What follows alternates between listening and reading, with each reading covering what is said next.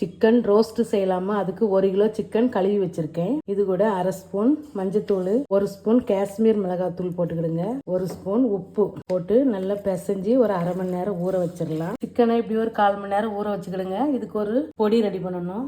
ஒரு கடாய் வச்சுக்கிடுங்க.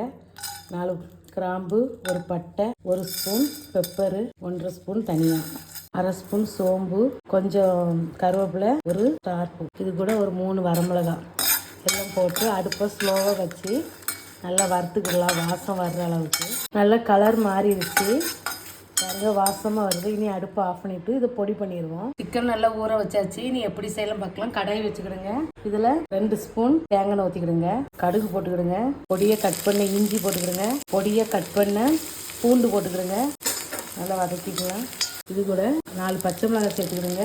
இது கூட நம்ம ஊற வச்சுருந்தோம்ல மிளகாத்தூள் எல்லாம் போட்டு எல்லாத்தையும் பெரட்டிக்கலாம். அந்த எண்ணெயில் இதுக்கு மேலே தான் நம்ம கட் பண்ண நீளமான கட் பண்ணி வச்சுருக்கோமா பெரிய வெங்காயம் நீல வாக்கில் இதை அப்படி போட்டுக்கிடுங்க. வெங்காயம் பாருங்கள், 3 வெங்காயம் நீல வாக்கில் கட் பண்ணி இது கூட சேர்த்துக்கிடுங்க.